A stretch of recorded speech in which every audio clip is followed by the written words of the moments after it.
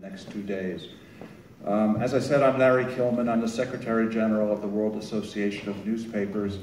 That's not why I was asked to be the moderator this morning. I've got a really nice compliment from one of the organizers who said, because of my background, I've been chosen to be a translator. And I think that's an excellent description of a moderator's role in an event like this. When we have people from many different backgrounds and sectors. My own background is in news media. I'm a former journalist before I started at the World Association of Newspapers, primarily with the Associated Press, Agence France Presse, and Radio Free Europe. I worked in an intergovernmental organization with the Organization for Economic Cooperation and Development. And Juan Ifra of my organization today is sort of a hybrid NGO and industry association. We're an industry trade association with a human rights mandate to defend and promote media freedom and the economic independence of news media. But enough about me. Actually, I just want to talk a minute about you. And Charlotte mentioned this audience. More than 420 people from more than 90 countries. 260 female to 160 male, 2/3 from the global south. At least for the kind of internet conferences that I go to, this is a very unusual audience. The ones I go to are generally focused on gadgets, watches, and things like that. And the audience looks very different. And in fact, in a conference like that, I wouldn't be up here wearing a tie. I'd be in blue jeans and a t-shirt. But the point is, you're not a typical audience, and yet your voices and your needs are essential if the internet is to be truly inclusive. I don't really want to talk anymore. I want to start the conversation with the panelists, but I think it is important to introduce everybody. You may know them in their current roles, but they all have extensive experience, and some of their past roles are also interesting, so when you start asking questions, it's good to know so you can refer to their backgrounds. Charlotte, for example, has been Director General of CETA since 2011. But before that, she was Secretary General of the International Save the Children Alliance and Save the Children Sweden.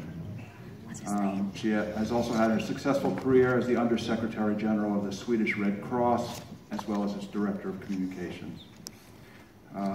Ulrika is State Secretary to Minister for International Development Cooperation, Isabel Lövin. She's worked in the field of development for the last 21 years and has vast experience both from the field and as a policy manager.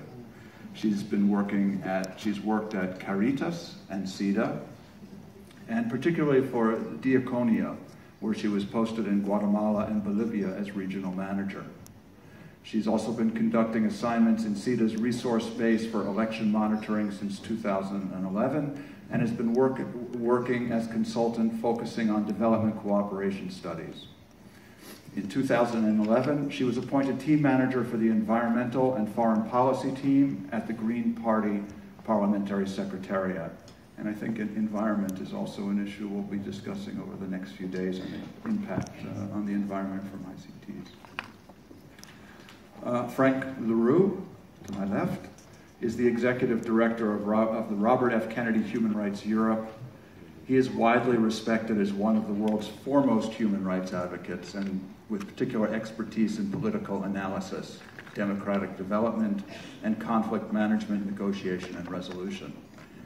Mr. Frank has worked as a journalist, served in the government of his native Guatemala, and has frequently taught and written about human rights. And many of you probably know him as the past UN Special Rapporteur on the promotion and protection of the right to freedom of opinion and expression. Henriette Esterhuizen, who is on the end over there, is Executive Director of the Association for Progressive Communications, an international network established in 1990. It's of organizations working with ICTs to support social justice and development. Before that, she was Executive Director of Sangonet, an internet service provider and training institution for civil society, labor and community organizations in South Africa. Next to her is Tayo Akinyemi, Executive Director of AfriLabs, a Pan-African network of tech innovation hubs. She is an entrepreneurship enthusiast who began her career at an NGO dedicated to advancing women in corporate business. Since then, she has focused on understanding how businesses are built and sustained. And she's added a little qualifier to her biography. She says she's done that with varying degrees of success.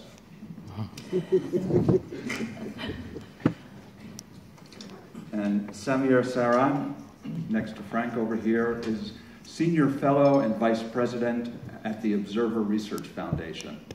He's an electrical engineer by training, has a master's in media studies from the London School of Economics and Political Science, and has been a fellow at the University of Cambridge Program for Sustainability and Leadership.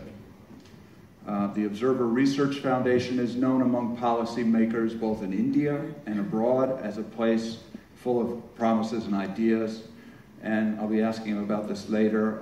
The organization recently organized the International Cyber Conference, Sci-Fi, in Delhi, and I'll ask him about that. So I got everybody, that's the panelists, okay. I'll sit over here.